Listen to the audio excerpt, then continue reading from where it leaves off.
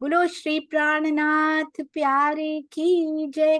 बोलो श्री सतगुरु महाराज की जय। सुंदर साथ जी, आज हमारे पास बहुत ही प्यारी सखी हमारी गीता चौहान दीदी अपनी प्यारी हृदय की मीठी बत्तियां करने के लिए आए हैं। और मैं जानती हूँ उनके दिल में महाराज जी की इतनी प्यारी प्यारी स्मृतियां उनके अंदर हैं, जो उनके माता पिता ने, उनके दादा दादी ने, नाना नानी ने, जिन्होंने भी उनके साथ पल बिताए हुए हैं, इतना सारा उनके पास खजाना है कि शायद ये समय भी उनके लिए कम पड़ेगा। इतनी मीठी बातें मैंने उनके मुखारबिन से सुनी हुई हैं। तो आइए उनसे जानते हैं। अभी मैंने वैसे बता ही दिया आपको कि वो पहले से ही प्रणामी है, तभी तो माता पिता की बात होती है। तो उनके मुखारबिन से सुनते हैं कि गीता दीदी, आपके चरणों में कोटि कोटि प्रणाम जी। और आप ये बताइए कि आप तो बचपन से प्रणामी हैं, तो किस प्रकार आपके घर का माहौल रहा करता था बीइंग प्रणामी? कैसे जुड़े थे महाराज जी से? किस प्रकार वहां जाना हुआ? प्रणाम जी। प्रणाम जी। बोलो श्री सतगुरु राम रतन महाराज जी की जय। श्री प्राणनाथ प्यारे की जय।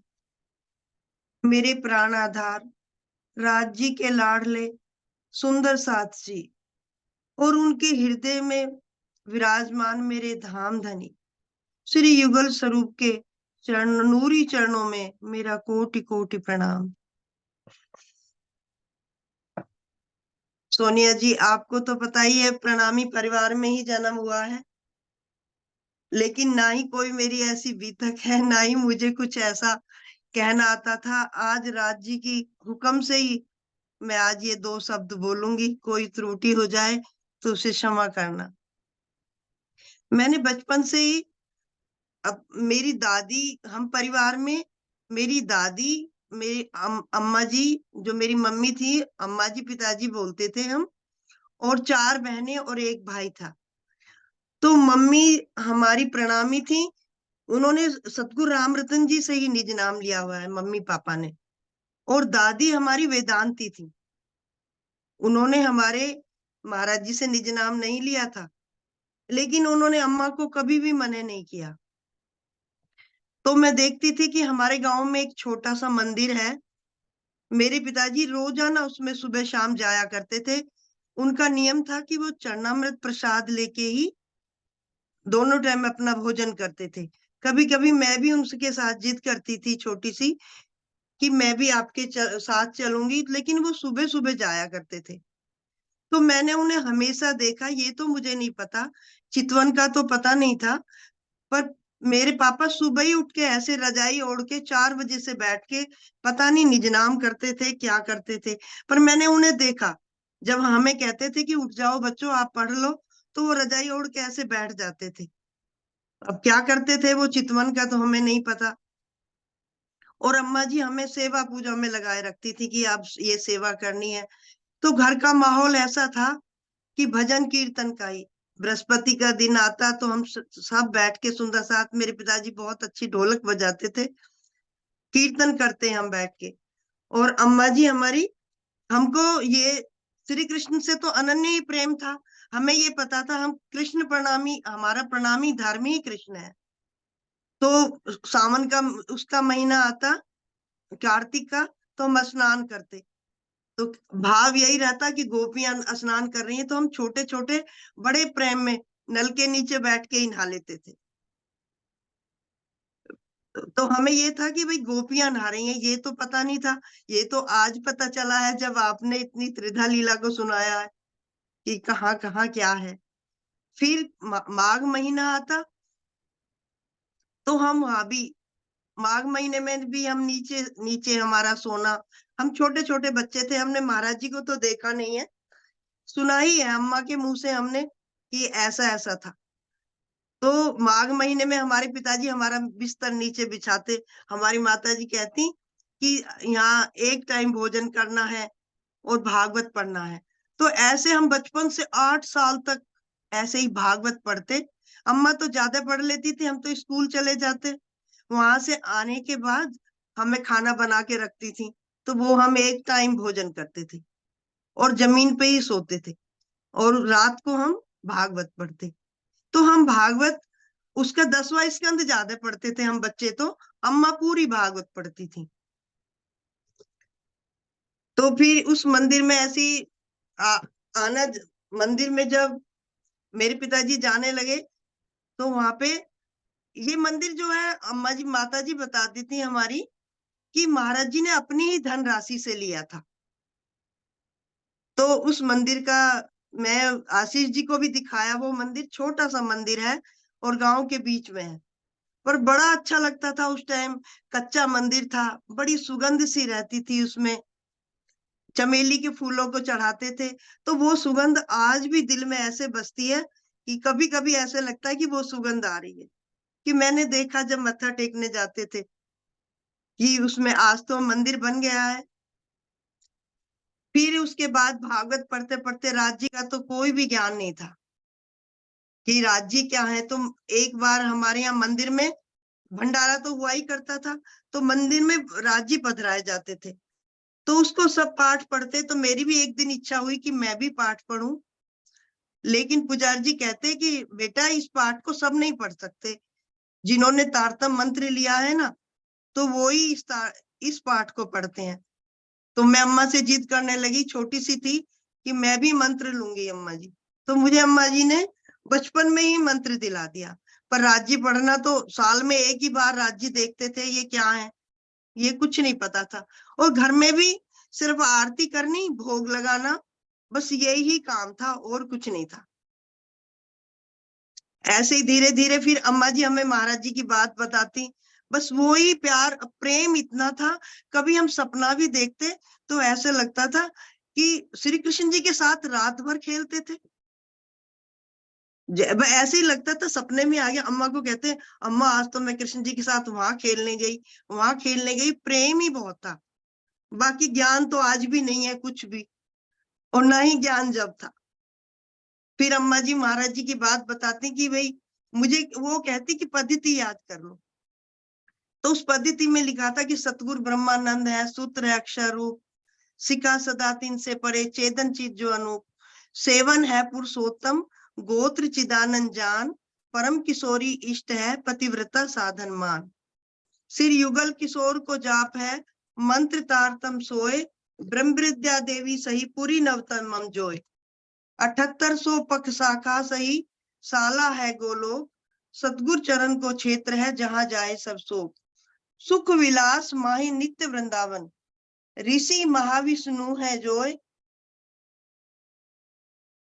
7800 पख शाखा सही, साला है गोलोक, सतगुर चरण को क्षेत्र है, जहां जाए सब शोक, सुख विलास माहे नित्य वृंदावन, ऋषि महाविष्णु है जोय, वेद हमारो स्वयं है, तीर्थ जमुना सोय, शास्त्र श्रवण श्री भागवत, बुद्ध जागृत को ज्ञान, कुल मूल हमारो आनंद है, फल नित्य विहार प्रमाण, दिव्य ब्रह्मपुर धाम है, घर अक्षरातीत निवास, निजानंद है संप्रदा, ये उत्तर ब्रतन प्रकाश, श्री देवचंद्र जी निजानंद, तिन प्रगट करी संप्रदा ए, तिन थे हम यह लखी है, द्वार पावे अब ते।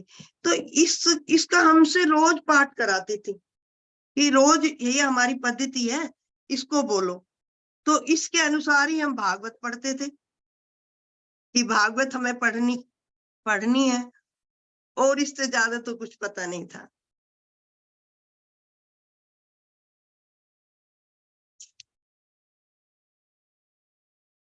जी, तो गीता दीदी आगे आगे जैसे बढ़ते गए, आप उनके बारे में भी वो प्रसंग बताइए कि कैसे महाराज जी के दर्शन हुए थे, कैसे वो उठकर आए थे मंच से, वो प्रसंग सुनाइए।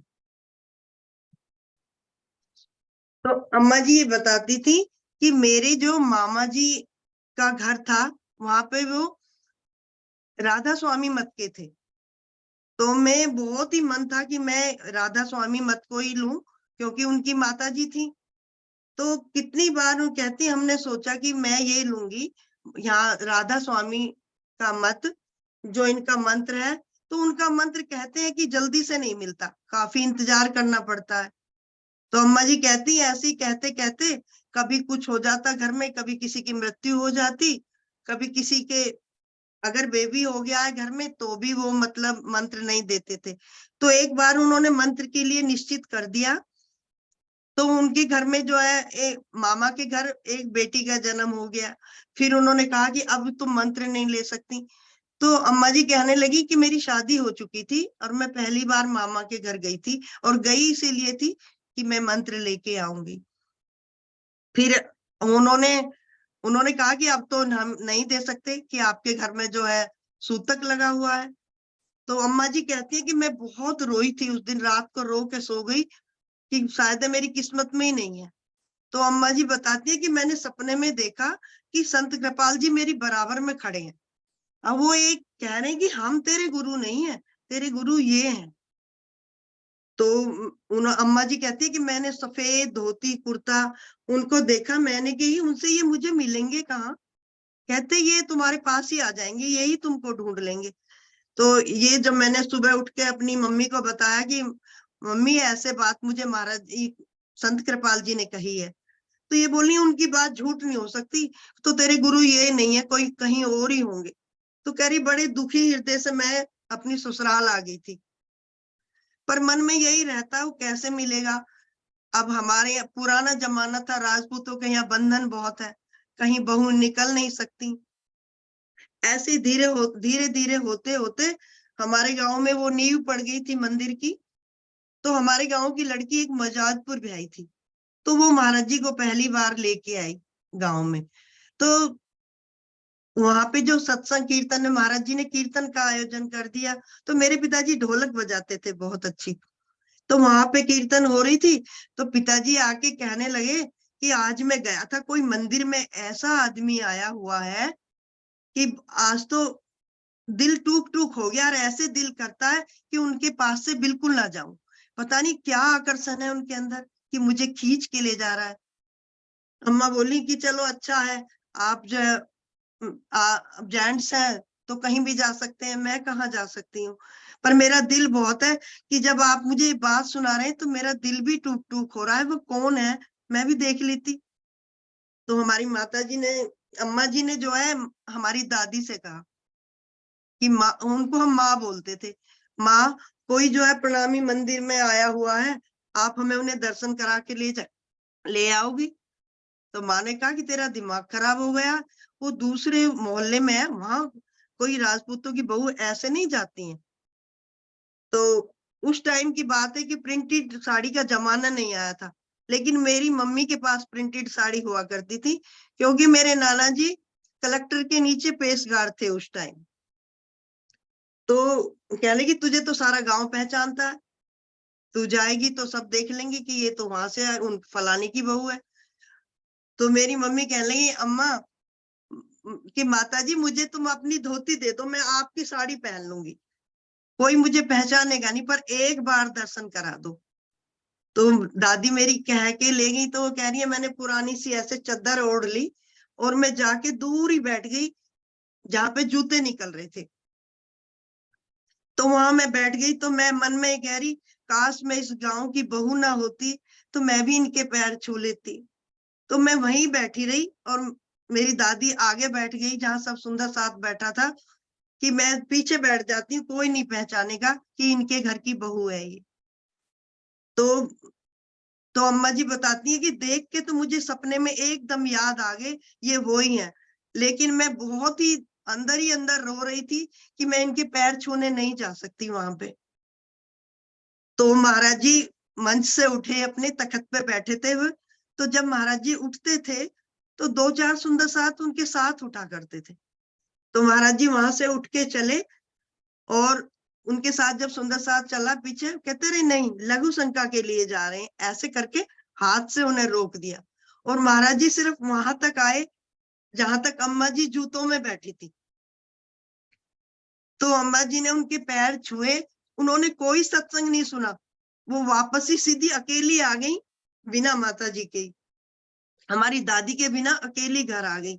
और आके वो कहती है कि वो दिन ऐसा था कि मैं बहुत हूक हूक के रोई कि तुम तो वही हो जो मुझे सपने में दिखाई दिए थे। पर अब कैसे होगा, अब मैं तुम्हें कैसे घर बुलाऊं, ये माता जी मेरी मानेंगी या नहीं। तो दादी हमारी बड़ी कड़वी स्वभाव की सी थी थोड़ी। तो वो कहने लगी, फिर उन्होंने कहा कि माँ ये जो आए हैं हम इनका खाना कर दें। तो तब तो माँ ने कोई जवाब नहीं दिया, महाराज जी चले गए, उस टाइम कुछ नहीं कहा। फिर जब दूसरी बार आए तो पिताजी कहने लगे कि आज कितना सत्संग में आनंद था, क्या है इनके अंदर जो खींच रहा है। तो अम्मा जी बताने लगी अपने दिल के भाव उन्हें। तो पिताजी कहते तुझे क्या पता, तुझे क्या पता, तू तो घर में बैठी थी, वो कैसे हैं। अम्मा जी कहने लगी तुम्हें नहीं पता, मैं तो आज मंदिर गई थी। नो ए माँ कैसे ले गई तुझको। तो ऐसे राज्य की अपार कृपा हुई उनके ऊपर। और वो हमें महाराज जी की बहुत सारी बातें बताती थी। महाराज जी तो मैंने देखे नहीं, और कभी हमारे घर कितनी बार आए हैं। तो अम्मा जी बताती, अब मेरा बचपन में ही, कोई मैं 5th 6th क्लास में थी, तब मेरा रिश्ता भी संत गुरुजनों ने ही पक्का कर दिया था। जुगलदास जी थे शेरपुर में, जो महाराज जी के बाद रहे हैं। जुगलदास जी थे, मेहरचंद गिरधर दिल्ली वाले थे, पद्म सिंह बंसल ये दिल्ली के थे, और एक बहाली राम जो सचिन आहूजा के नाना जी थे। इन्होंने रिश्ता मेरा पक्का कर दिया, ना ही मेरे मम्मी को पता, ना मेरे पापा को पता। तो जब कभी भंडारा हुआ करता था मंदिर में, तो ये सब लोग हमारी घर आके, गर्मी में भंडारा होता है आषाढ़ में, तो ये सब लोग हमारी घर की छत पे सोया करते थे। तो हमारी तो मेरी जो है अम्मा पिताजी को पता नहीं, वो कह रहे हमने गीता का रिश्ता कर दिया है। अब पूछने की हिम्मत ना होए जुगलदास जी से, कहाँ कर दिया, कुछ पूछा ही नहीं कितने साल तक, कहाँ रिश्ता कर दिया है, कैसे है। तो ऐसे में 7th 8th में आ गई। तो फिर मैंने सुना, कभी कभी जुगलदास जी कहते तेरी सास के घर तो प्याज नहीं खाया जाता। तो मैं ही कहती, तो मैंने सोचा तो कुछ नहीं, मैं कि ऐसे कहते रहते हैं सास के यहाँ प्याज नहीं खाया जाता। तो मैंने, ऐसा होगा कि 6th 7th में ही प्याज खाना छोड़ दिया था। और उस टाइम हमारे घर में प्याज खाते थे। जब महाराज जी का भोग के लिए सब्जी बनती थी, सिर्फ मेरी और अम्मा जी, हम दो ही नहीं खाते थे। उसके बाद भी काफी टाइम तक, मेरी शादी तक भी ये लोग सब घर में प्याज खाते रहे, लेकिन मैंने और अम्मा ने कभी नहीं खाया। तो उस टाइम से, उसके बाद फिर मेरी शादी हो गई।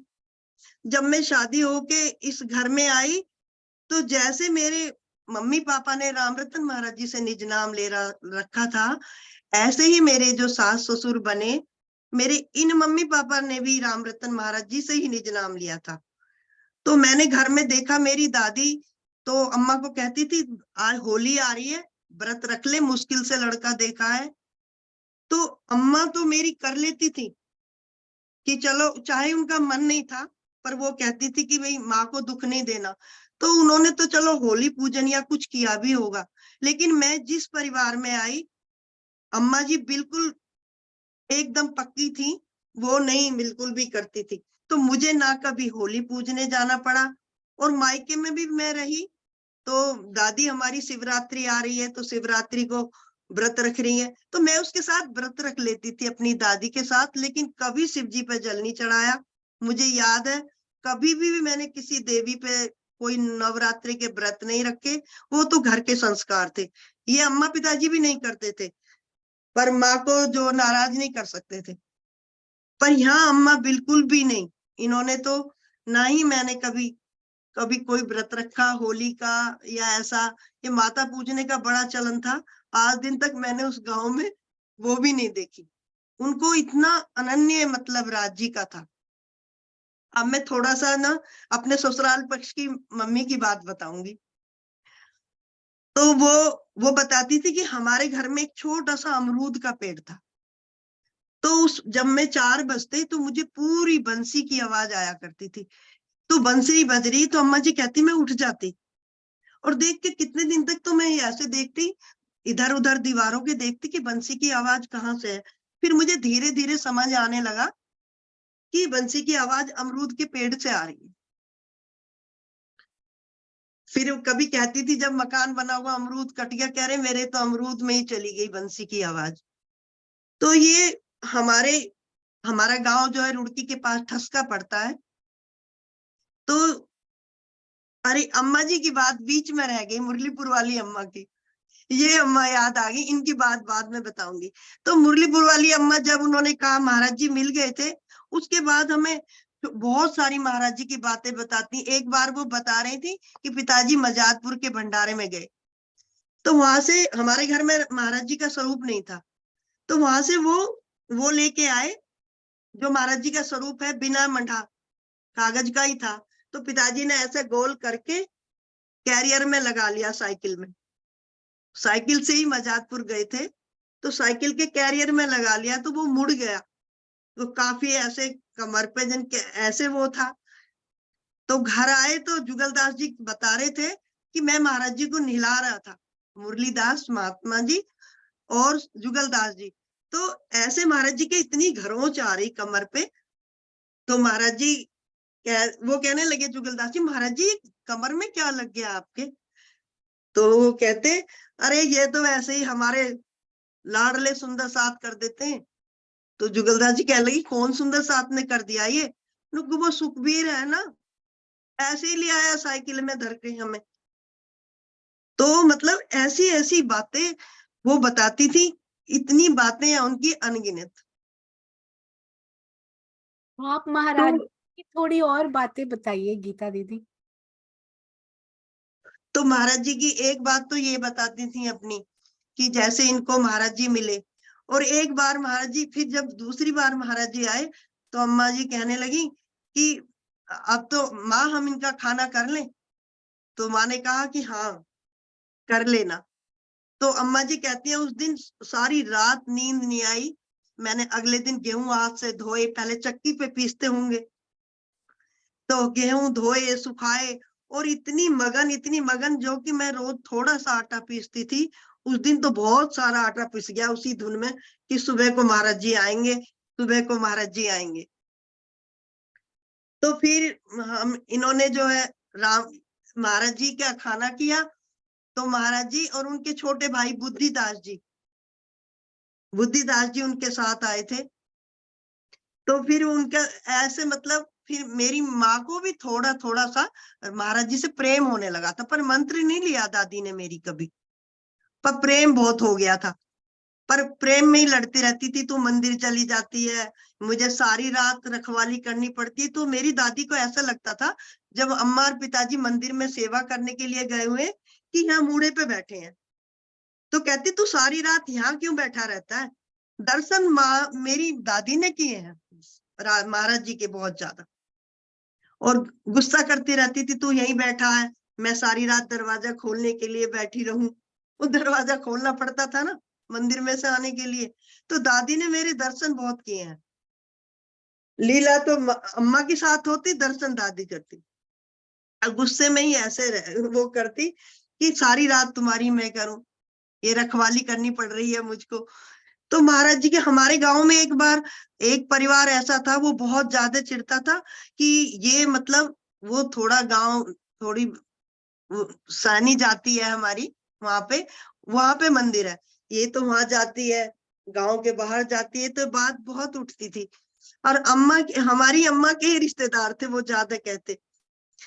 तो फिर एक बार मेरे ताऊ जी जो है, ये सुभाष चंद्र बोस के साथ भी जापान जेल में वो रह के आए हैं, स्वतंत्रता सेनानी थे। तो उनको बहुत बुरी ये बात लगती थी कि हमारी बहू ऐसे कहीं जाते। तो उन्होंने कहा कि एक बार मुझे बताना तुम, उनका नाम बाबू बनी सिंह था। उन्होंने कहा अगर वो ऐसे जाएगी ना तो आज मैं वहीं से ही लेके आऊंगा। तो डरता था पूरा गांव भी उनसे कि आज बाबू बनी सिंह आ रहे हैं। तो उन्होंने कहा अगर आज हमारे बहू बहू वहां चली गई तो मैं वहीं से ही मारता लाऊंगा आज अपने भाई को। इतना मतलब कहना कह के चले गए उन लोगों को। तो वहां मंदिर में पहुंचे, भंडारा चल रहा था, पिताजी अम्मा जी सेवा में तो वहीं थे। तो वो गए कि यहाँ शांति सुखबीर है। तो किसी ने कहा नहीं वो तो यहाँ नहीं है, शाम आए थे और चले गए। फिर उसके बाद वो ताऊ जी मेरे घर पे आए, कहने लगे माँ से, माँ वो मंदिर में गए हैं? तो मेरी माँ कह रही नहीं वो तो घर में सो रहे हैं। ऐसे उनको रात को मुझे वो बात याद आती है कि बीतक में भी रात को घूम गए थे इधर, 3 बार मेरे ताऊ जी मंदिर गए, 3 बार घर आए। तो माँ तो ये कह देती कि घर पे हैं, तो मेरी दादी को ये नहीं पता था कि भाई ये क्यों पूछ रहा है, क्या बात हुई है आज बाहर। तो ऐसे लीलाएं होती थी, उन्हें पता ही नहीं चला, वो मंदिर में ही सेवा करती रही और पिताजी भी मंदिर में ही लगे रहे। तो ऐसे ऐसे मतलब अपने सुनाती थी। फिर महाराज जी का आना जाने पर महाराज जी को हमने देखा नहीं, बताती थी कि ऐसे ऐसे घर पर कितनी बार आए हैं। और एक वो बात बताइए कि वो महाराज जी कहते थे अपने स्वरूप को निहारो। तो हमारे गांव के एक ताऊ जी थे, तो वो महाराज जी के पास बहुत रहते थे शेरपुर में।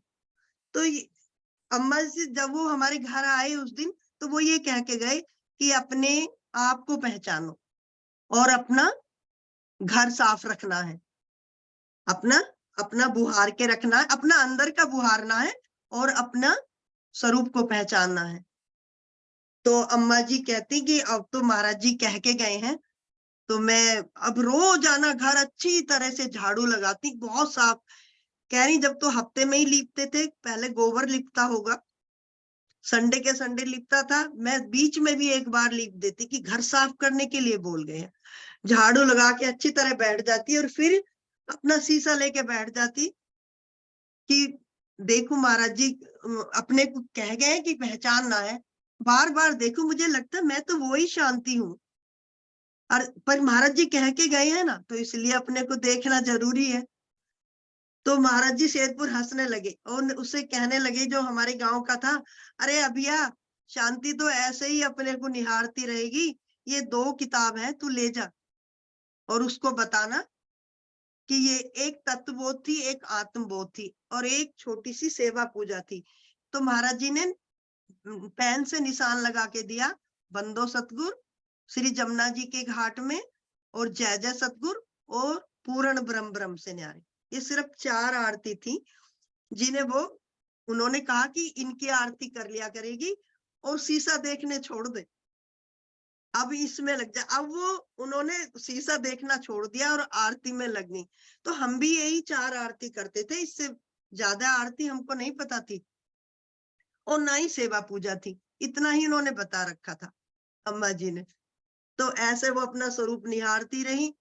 फिर वो छोटी छोटी किताबें उनकी, तत्वबोध, आत्मबोध, हम तो स्कूल जाते रहे, पढ़ने का ऐसा मौका नहीं मिला ज्यादा, पर प्रेम इतना था घर में कि कैसे बस कीर्तन करना है, तो हम किस तरह महाराज जी को भोग लगाना है, बस यही सब कुछ था। बस रास वाली प्रेममयी लीला चलती थी, वही जैसे ब्रज में। बाकी तो वाणी का तो कोई ज्ञान ही नहीं था कि वाणी होती क्या है, कुछ जी भी नहीं पता था।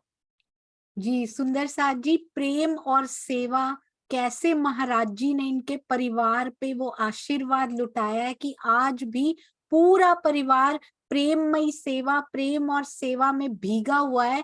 चाहे घर के सदस्यों की सेवा हो या सुंदर साथ की, और प्रेम से भीगे हुए इनको मैंने देखा है। सुंदर साथ जी आरती गाती हैं तो आंखों से अश्रु बहने लगते हैं। ऐसी प्यारी हमारी गीता दीदी, आपके चरणों में कोटान कोट प्रणाम हो। और महाराज जी के हाथ की लिखी हुई कुछ किताबें या किसी किसी किताब में उनके हाथ से नोट की हुई चीजें इनके पास आज भी हैं। वो ऑस्ट्रेलिया में हमारी लवी के पास भी हैं, उनके दर्शन मैंने किए हैं। सो उनके हाथों से हस्तलिखित जो वो लिखते थे सेवा पूजा में, और वो बहुत सुंदर, अति सुंदर ऐसा परिवार। इनके पास और भी बहुत सारे अनुभव हैं सुंदर साथ जी, इतनी प्यारी प्यारी बातें महाराज जी की हैं दीदी के पास। और अब आप ये बताइए कि वाणी से जुड़ के अब आपको कैसा लगता है गीता दीदी?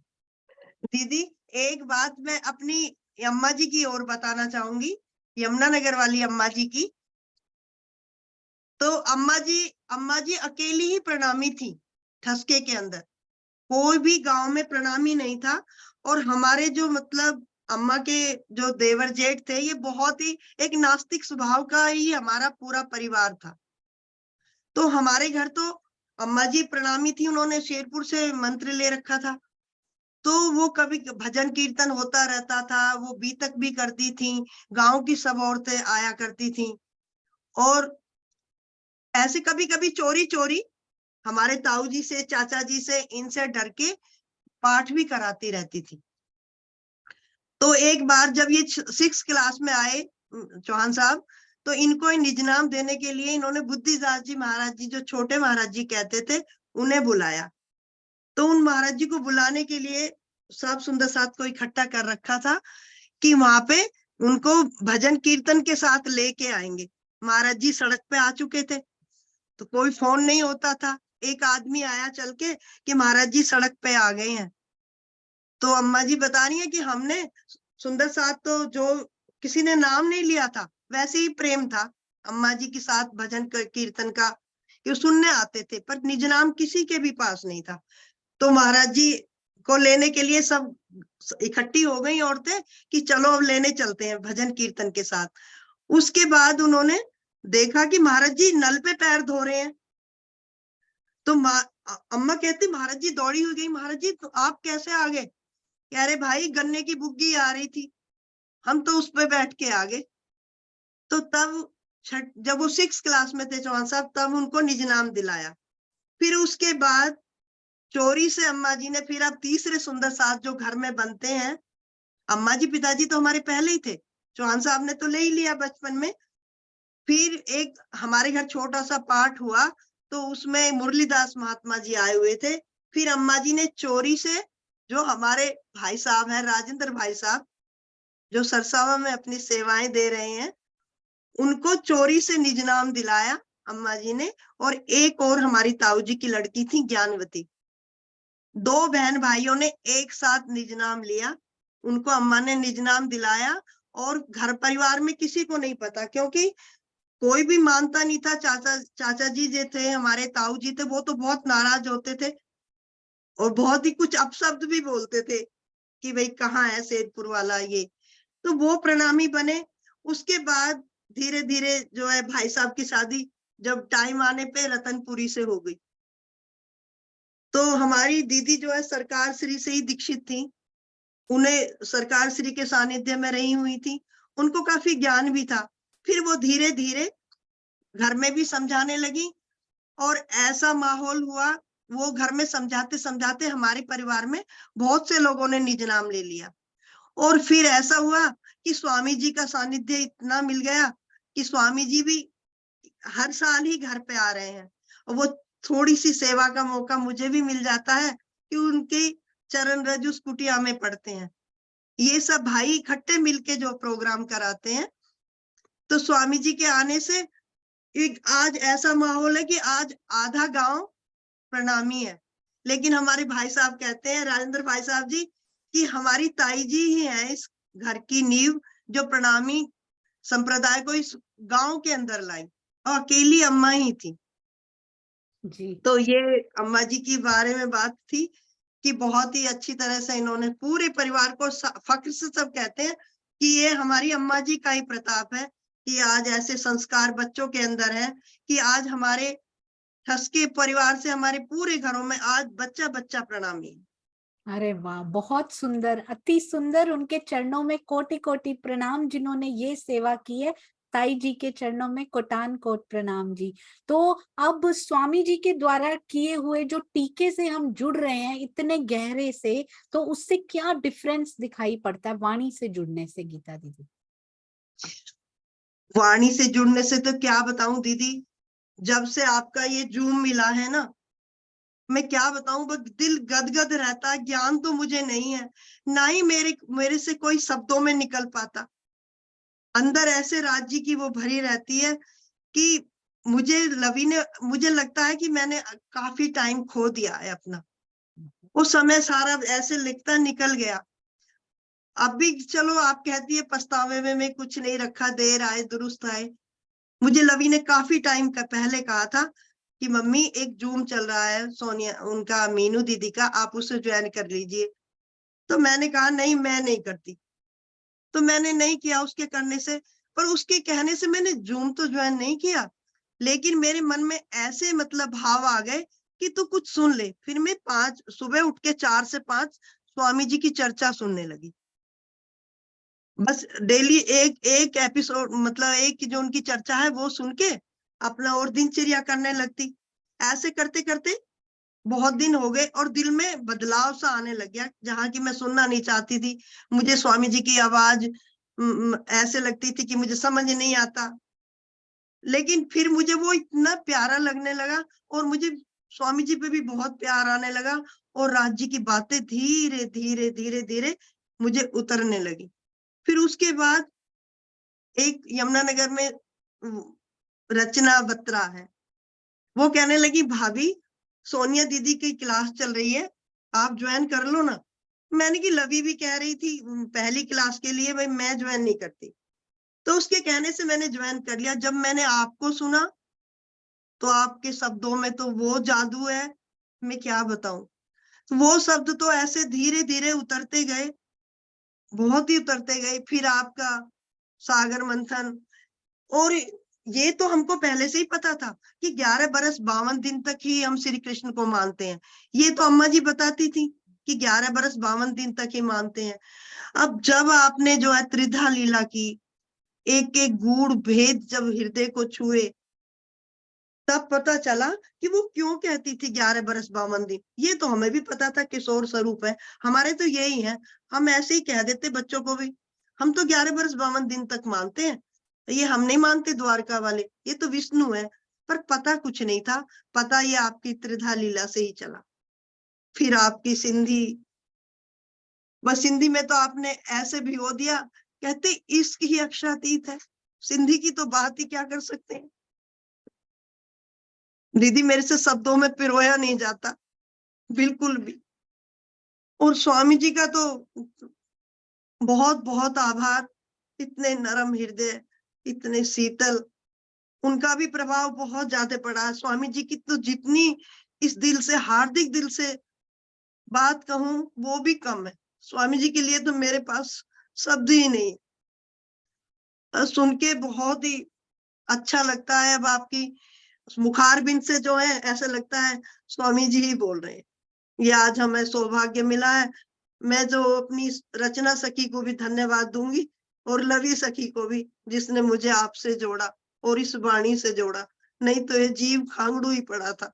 और आज भी ऐसा ही है, ग्राह्य शक्ति बहुत कम है। सोनिया दीदी, मैं भूल जाती हूँ, मुझे याद नहीं रहता, समझ आ जाता है, दिल में उतर जाता है। 24 घंटे दिल भीगा भीगा तो रहता है, पर कुछ इस शब्द ही नहीं आती जबान पे, मैं क्या कहूँ।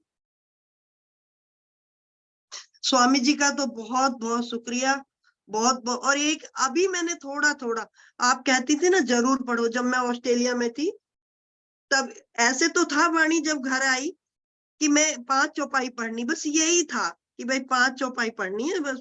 बाकी तो कुछ पता ही नहीं था कि पढ़ना क्या, मंथन किसे कहते हैं। तो इस तरह से कुछ दिल में भी नहीं उतरा। वाणी से जुड़ने के बाद आज कुछ थोड़ा थोड़ा सा मुझे पता चला है, बहुत ही थोड़ा है।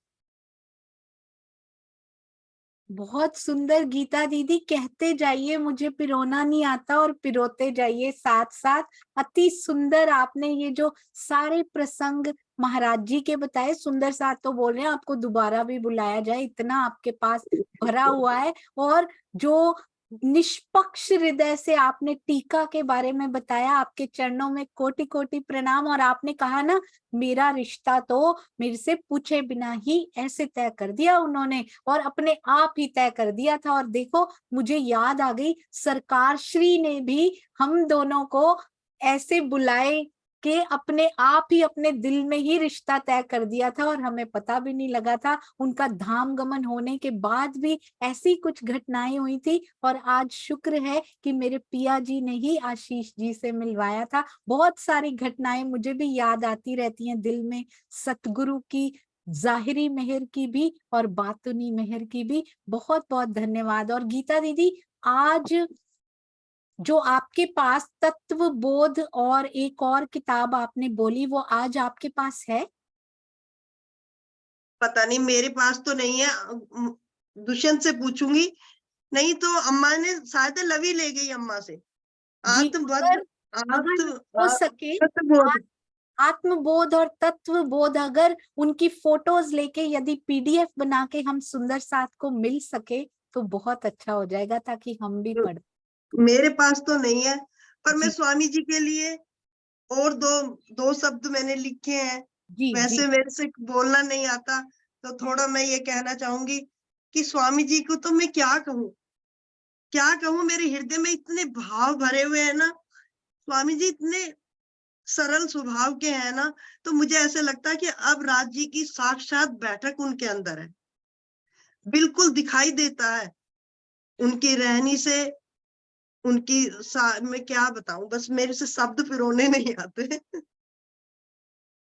आपने और कुछ पूछना एक है?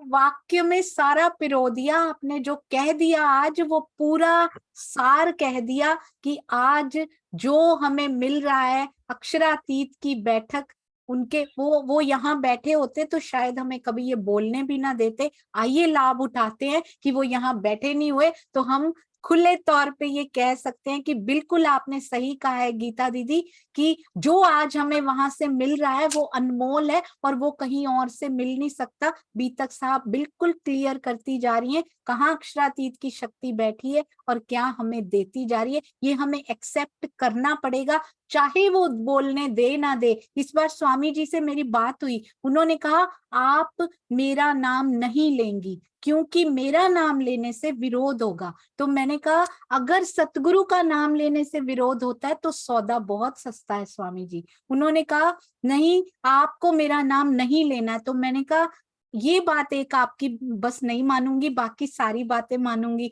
तो उन्होंने कहा क्यों नहीं मानेंगी आप? मैंने कहा आप मेरी एक बात मानेंगे, आप अपने सतगुरु का नाम लेना बंद कर सकते हैं तो मैं भी कर दूंगी। तो फिर स्वामी जी फाइनली मुस्कुराने लग गए। तो इसका मतलब कि हमें भी सुंदर साथ जी जहां से मिल रहा है खुल के बोलना है, पूरे जग के सामने बोलना है कि मेरे सतगुरु ने मुझे क्या दिया। गीता दीदी आपके चरणों में कोटान कोट प्रणाम, ये पूरे परिवार के चरणों में प्रणाम। जहां बच्चा बच्चा, इनके पोता पोती भी हमने देखे थे, आरती किया करते हैं, कैसे संस्कार उनमें डाले गए हैं। यहाँ हम लवी के परिवार उनको भी देखते हैं, और उनके बच्चों को दुष्यंत भैया हों, उनकी बहनें हों, हर एक में धनी के प्रति शुद्ध भाव जो होते हैं ना, प्रेम भाव, वो पिया ने इन पे मेहर की है। ऐसे परिवार के चरणों में कोटि कोटि प्रणाम। चौहान जी के, चौहान साहब के चरणों में भी प्रणाम कहिएगा। और गजेंद्र चौहान जी के बारे में भी मैं एक बात कहना चाहूंगी। पहले तो आपके चौहान जी महाराज जी की समाधि पे सुंदर साथ जी, रात का जो समय होता है ना, जब कोई उठना नहीं चाहता, कोई पाठ की बारी भी देना नहीं चाहता, कि ये मुश्किल समय होता है, उस मुश्किल समय में समाधि पे महाराज जी की जब वहां कार्यक्रम होते हैं तो वो अपनी ड्यूटी देने सेवा जाते हैं जब कोई नहीं जाता। अकाउंटेंसी संभालने, कितनी सेवाएं सोनगिरी आश्रम में वो संभालते हैं। ऐसे प्यारे सुंदर साथ के चौहान साहब के चरणों में प्रणाम जी। गजेंद्र चौहान जी की बात मुझे एक याद आई। इस बार हम पन्ना जी गए, वहां पे वैसे ही अंगना ने बोला कि मम्मी क्या अब मैं तारतम ले सकती हूँ, क्योंकि मैंने श्री बीतक साहब सुन ली है, मोस्ट प्रोबेबली पूरी नहीं सुनी अभी पर काफी हद तक सुन ली है।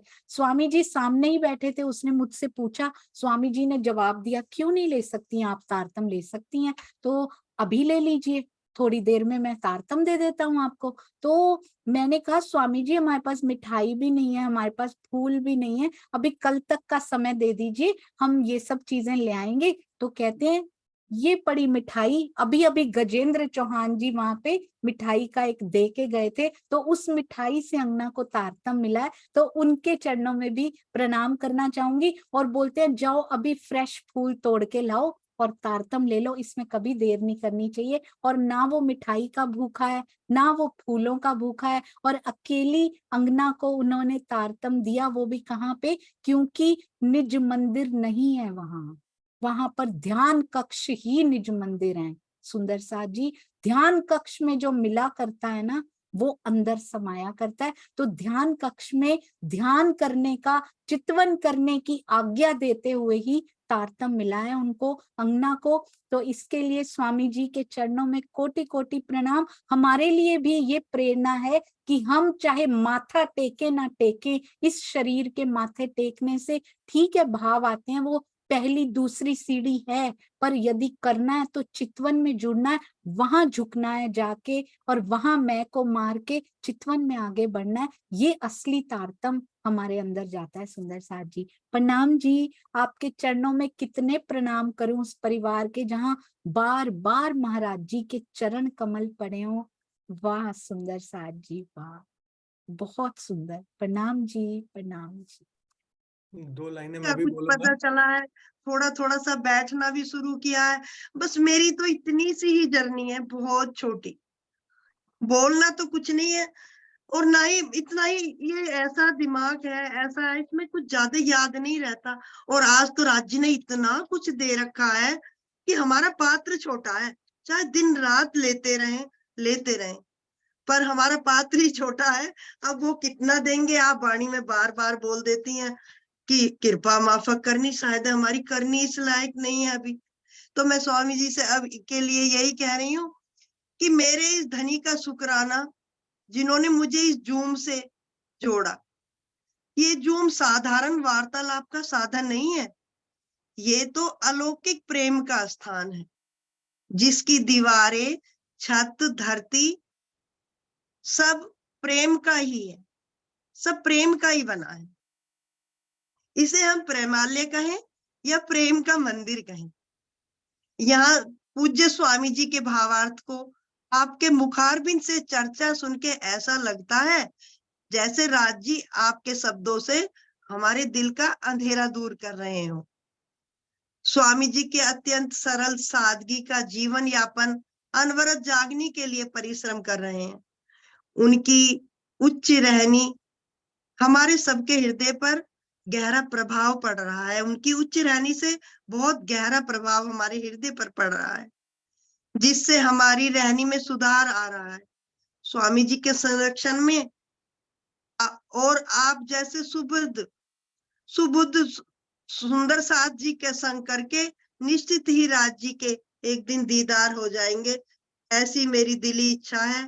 शायद वो दिन जल्दी लाए राज जी, वो जल्दी लाए कि वो दिन आए। चितवन में बैठते तो हैं, कई बार तो ये लगता है कि हम ऐसे ही तो नहीं बैठे, पर इतना प्रेम उमड़ता है। दिखता तो कुछ नहीं है, लेकिन विरह तो फूट ही जाता है कभी चितवनी में बैठे बैठे कि हे धनी, वो मिलना कब होगा, अब से वो दिन कब आएगा। प्रेम प्रणाम जी। प्रणाम जी। गीता दीदी, स्वामी जी के लिए जो आपने लिखा है वो लिखा हुआ जरूर मुझे भेज दीजिएगा। आप आपके चरणों में कोटान कोट प्रणाम हम सब सुंदर साथ की ओर से। आशीष जी भी कुछ कहना चाह रहे हैं। प्रणाम जी। हाँ, मैं बस 2 लाइनें बोलूंगा कि ये पूरा परिवार जो है सुंदर साथ जी, जो शेरपुर वाले महाराज जी के साथ, सरकार श्री के साथ, राजन स्वामी जी के साथ और भी सदगुरुओं के साथ साक्षात इनके अनुभव रहे हैं। ये पूरा परिवार जो है ये गुणों की खान है। मतलब कि ब्रह्म सृष्टियों की रहनी जो होती है ना, वो मेरा सौभाग्य था। ठसका में इस परिवार से मैं मिला और इस परिवार को देखने का, इनकी रहनी देखने का मुझे अवसर मिला। एक ही संस्मरण बोलूंगा, ज्यादा नहीं, इनके परिवार से रिलेटेड। जब हम विदेश में अपने किसी परिवार से मिलने जाते हैं तो हम सोचते हैं कि इंडिया से हम कितना बढ़िया से बढ़िया सामान, मिठाई जो उसकी पसंद है, जो उसकी पसंद है, उसको मिठाई पसंद है, उसको कोई कपड़ा पसंद है, वो लेके जाते हैं। एक गीता दीदी और चौहान जी ऐसे हैं, इन्होंने बोला कि हम अपनी बेटी के लिए स्वामी जी का पूरा टीका 14 किताबों का और बीतक का लेकर जाएंगे। तो आप सोचिए कितनी बड़ी लेसन लेने वाली बात है, और मैं इस बात को जीवन भर नहीं भूलूंगा। कोई पेरेंट्स होते हैं अपने बच्चों के लिए कुछ पैसे का सोचते हैं, कोई धन देने का सोचता है, ये बोलते हैं आध्यात्मिक धन कितना है बेटी तुम्हारे पास, उसकी कमी तुम्हें नहीं होने दूंगी। तुम्हें जो भी चौपाई ढूंढने का मन हो, आंखों आंखों कंप्यूटर पे ना लगानी पड़े, तुमको मैं सारे टीका ला कर देती हूँ। ऐसे आदर्श परिवार के अगर हम संपर्क में आ जाते हैं तो सोच लीजिए हमारा भी कुछ उद्धार हो जाएगा। प्रणाम जी। प्रणाम जी, प्रणाम जी। और सुंदर साथ की सेवा में भी कोई कसर नहीं छोड़ते हैं सुंदर साथ जी। ये मैंने सुना है इनकी सेवाओं के बारे में। इनके गांव से कोई निकल नहीं सकता सुंदर साथ जब तक इनके घर में ना आ जाए। हर एक को अपने निष्पक्ष रूप से, निष्पक्ष तौर पे अपने घर पे बुलाते हैं और सेवा करते हैं। शायद कोई महाराज जी नहीं होंगे जिनके चरण कमल इनके घर पे आज तक ना पड़े हों। ऐसे परिवार के चरणों में कोटि कोटि प्रणाम जी। और सुंदर साथ जी, मैं प्राउडली एक बात जरूर कहना चाहूंगी, कृष्ण प्रणामी परिवार से आए हुए यही परिवार और दुष्यंत भैया कैसे दोनों तारतम को अपने दिल में उतारा और उद्घोष किया उसका, अति सुंदर। ऐसी ही हमारी प्यारी गीता दीदी निष्पक्ष जहां से वाणी मिल रही हो खुले हृदय से उसको ले रही हैं। आपके चरणों में प्रणाम जी। बोलो श्री प्राणनाथ प्यारे की जय, बोलो श्री सतगुरु महाराज की जय, बोलो श्री पन्ना धाम की जय, बोलो श्री सुंदर साथ की जय। प्रणाम जी। व्यक्तिवाद से निकलकर वाणी की ओर बढ़ना सीखना है तो कोई इनसे सीखे सुंदर साथ जी। प्रणाम जी। तो कितनी बार गई हूँ अब, तो मैं रतनपुरी कभी नहीं गई। एक बार पहली बात है काफी शादी के तुरंत बाद की, तो अम्मा जी मुझे रतनपुरी ले गई थी। एक बिहारी दास बाबा रहते थे, वो मंदिर के बाहर झोपड़ी डाल के रहते थे, उनके वहां लेके गई थी अम्मा जी। तो उसी साल शायद मुझे लगे नए नए राज्य छपे थे, पहली बार सरकार श्री ने वो छपवाए थे। तो अम्मा जी कहने लगी हम राज्य लेके चलेंगे। तो मैंने की राज्य ले लो। अब हम मंदिर में गए अंदर, उस दिन मैंने मंदिर पहली बार देखा। तो राजी में वहां से हम लेके आए, तो अम्मा जी कहने लगी राजी ऐसे तो नहीं ले जाते, अब वो तो नंगे पैर जाना पड़ेगा। अब खतौली से हमारा रुड़की में पड़ता है गांव ठसका, कितनी दूर है। तो अम्मा जी ने मेरी चप्पल अपने थैले में रख ली, कहती कि ये राजी को उठा ले, साड़ी तो पहननी है, सूट तो पहनते नहीं थे उस टाइम, अब साड़ी पहन रखी है, घूंघट भी मारना है, और राजी सिर पे रखे हैं। और राजी को लेके अब चल पड़ी वहां तक, खतौली तक, जहां तांगे में बैठी तो गोदी में है। फिर खतौली आए, खतौली से मुझे पड़ गया, फिर गोदी में है राजी। अब मुझे कहती सिर पे उठा ले, सिर पे रख ले। मैंने अम्मा जी गोदी में ले रखे हैं। फिर ऐसे घर आए तो बस से फिर हम रुड़की पहुंचे हैं। रुड़की से गांव गए तो पैदल ही नंगे पैर वो राजी घर गए। और जिस दिन वो राजी आए थे तो यूं लगता था बस आके लपेट के रख दिए थे।